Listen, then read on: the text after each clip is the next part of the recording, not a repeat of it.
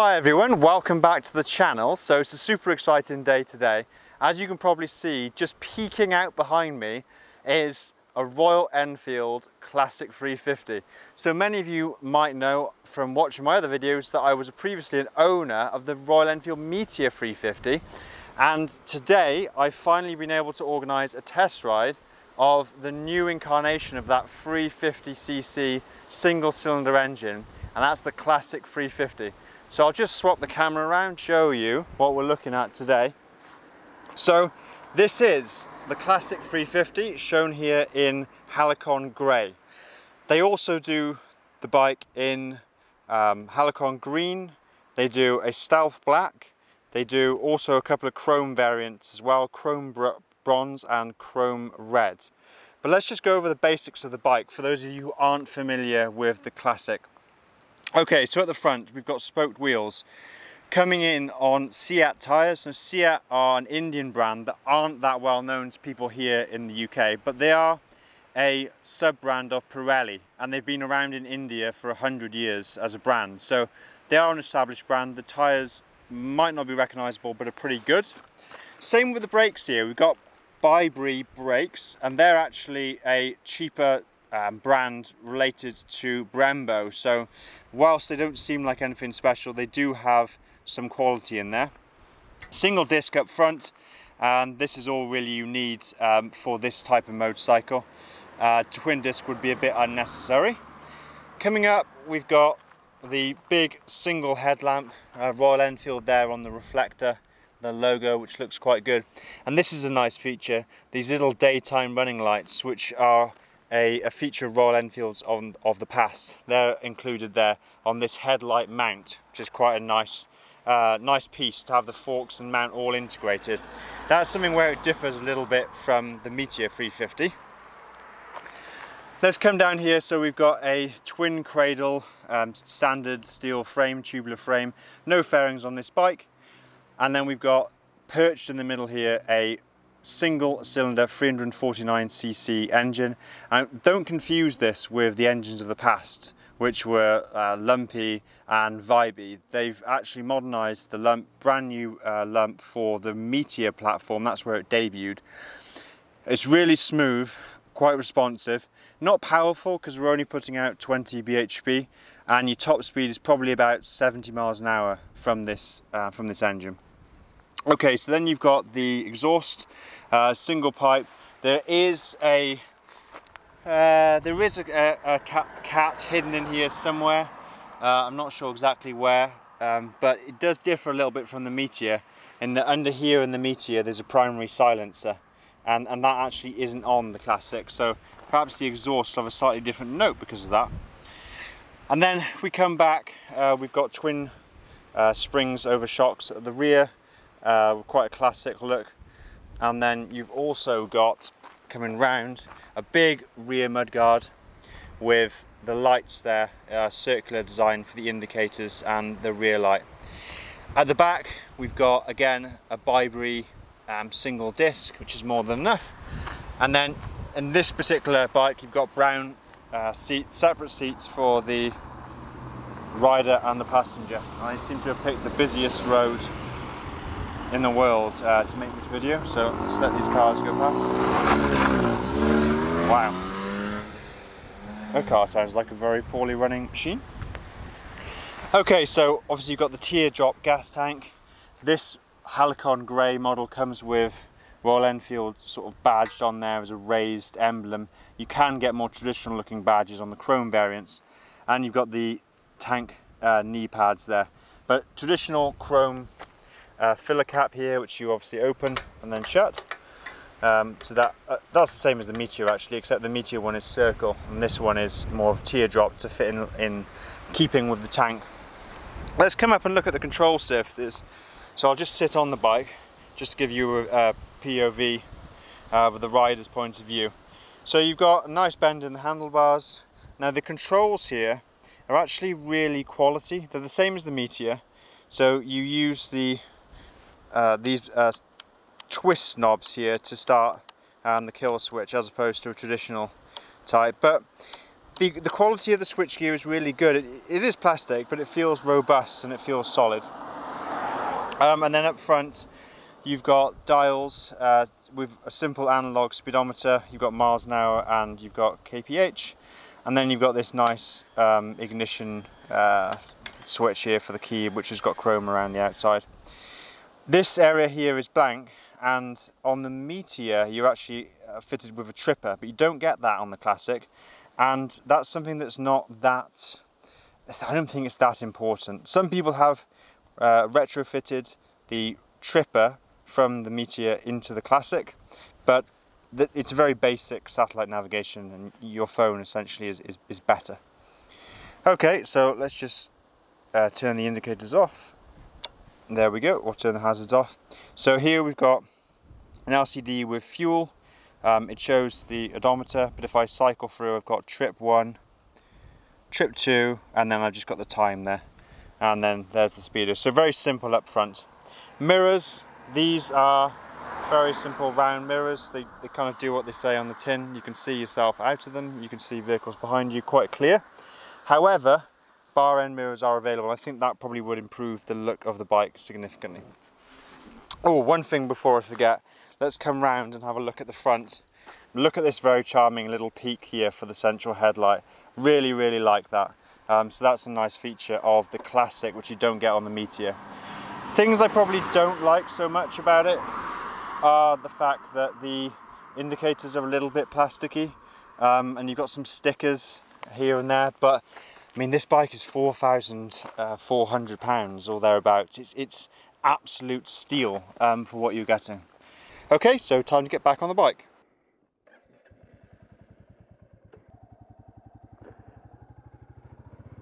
Okay, so what's it like when you're actually on board the Royal Enfield Classic 350? Well, it's pretty special, to be honest. Let's just go over the basics first. So, riding position, you are sat on a nice, comfortable, big, spacious seat. The bars have a slight bend in them, so things are very comfortable. I've got a slight bend in my elbows. Everything just feels within reach and nice and roomy. If I was to pull up to a stop, which I will coming up at this junction, I'll be able to easily put my feet down. I'm not sure what the seat height is, but it's probably less than 800 millimeters. So if I come up to this stop here, I can easily plant both feet flat on the floor, so that's really nice. Okay, let's just cross the junction, continue our way. So I've ridden this bike now for about an hour, and I'm just enjoying it. It's very, very comfortable. Other aspects about the bike, the engine is, as I mentioned earlier, 350cc single. It's very smooth, so that's one of the things that people need to take into account when you're thinking about going for a bike like this. The singles of today are not like the singles of yesteryear. You've got a lot of smoothness. I really have to push on a bit to get vibration in the mirrors. The responsiveness of the engine, well, it's a slightly different gearing in the Classic to the Meteor, so be aware of that. A little bit more sprightly. So I don't have a gear indicator actually, that's one of the other things to mention, but if we open it up a little bit, so there you go, 45, 50, and then I'll slowly climb up the speedometer there as I increase the speed. So it is responsive, but it's not a race bike, and it's just pleasing. It makes a nice satisfying exhaust note. You're riding along here in absolute comfort, just listening to that wonderful soundtrack, and there's nothing really quite like a single. I like a parallel twin as well, but a single really, really does stand out. It's pretty magical. Straight on here, I think we'll go. Listen to that.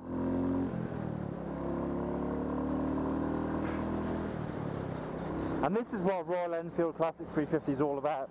It's just enjoying the English countryside on a summer's afternoon on a little bike that isn't built for speed, and it's not built for technology.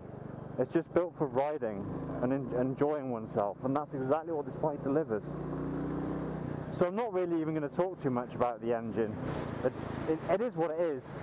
I will say, there are modifications to improve the performance of this bike, so if you are considering it, and there are people who will say, if you want to go fast, don't buy a Royal Enfield 350 single, and that's fair. I kind of agree with that. But then there are situations where you might want a little bit more power, such as going 2 up, carrying luggage, brisk overtakes, long sustained cruises at say 70 miles an hour. There are little modifications you can make to the bike to make it a tiny bit more punchy. There's an air filter mod, for example. You could change the sprocket. One thing I will say as well about riders for this bike, my experience on the Meteor 350 is when you get to about 1,000 miles, your engine noticeably opens up a little bit, so it'll get a little bit more peppy just with as time goes on. So this is on 650 miles ish, so it's not really even running fully yet.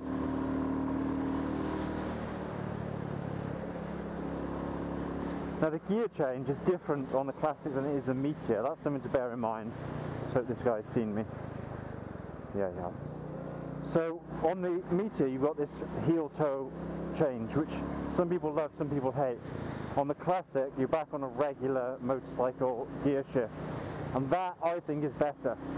So just bear that in mind if you do like a regular gear shift, and some people really don't get on with the Meteor heel toe shifter, then maybe the Classic is more suitable for you. Alright, off we go. Okay, let's do a bit of a speed test here. So I'm doing 60 in top, so that's 5th, and 65. Going downhill now, so I'm creeping up to 70. This is flat out, bear in mind. 72. Getting a lot of wind resistance. I'm just going to hit the brake a little bit. Oh, there we go. But you see the acceleration isn't rapid, especially after 60. So if that's something that bothers you, then do bear that in mind and make sure you take this bike for a test ride. One thing I should mention is the brakes on the Classic. Now, strangely, the rear brake is very good, and my experience of rear brakes generally is they're a little bit of an afterthought, and most people underuse the rear brake actually on the road riding. So if you hammer the rear brake on the Classic, it will drag you to a halt quite quickly. The front brake also quite good, but bear in mind it's a 298mm single front disc, so it's not exactly going to win any awards of stopping power. And the Classic is a little bit heavier than the Meteor, and both bikes are fairly heavy. The Meteor's 193 kilos, and the Classic is a little bit heavier again. I think it's closer to 200 kilos, maybe just over 200. So do bear that in mind. These bikes are not particularly light bikes, but then again, you don't have a lot of power, so the braking performance is in line with the power output of the motorcycle.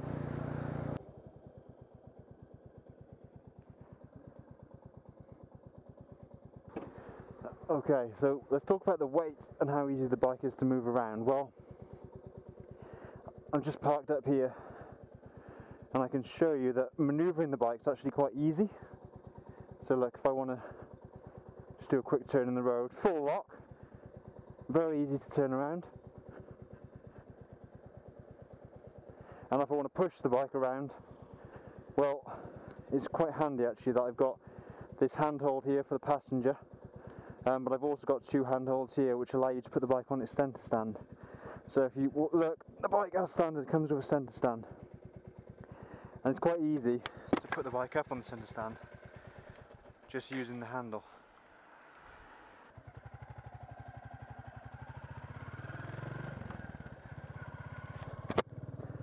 Let's talk a little bit about the finances. So the bike itself will set you back around about 4,500, depending on which variant you go for. I'd say it's money well spent. I mean, you're not going to get much of a nicer bike for that price point. The other thing that I should say about the bike is the single-cylinder engine is extremely economical, and that's something to bear in mind in today's expensive fuel prices. Maintenance, well, Royal Enfield's schedule of maintenance on these bikes is unfortunately every 3,000 miles.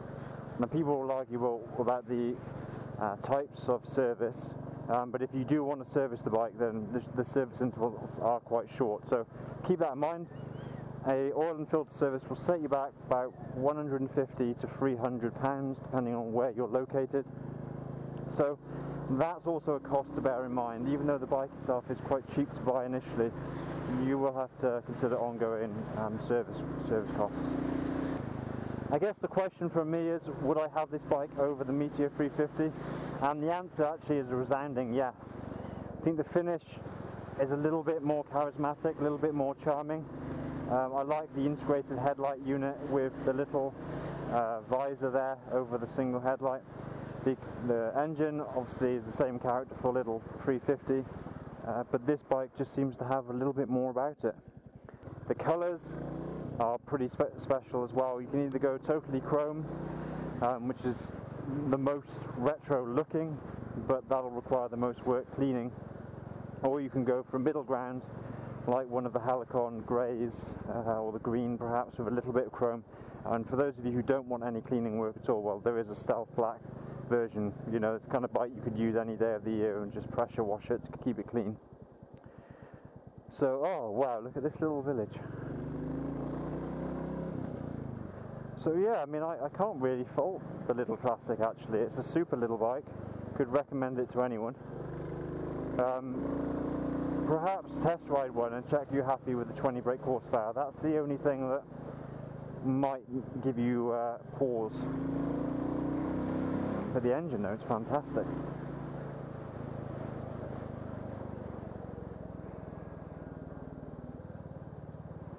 Wow, look at this. That's MGB there.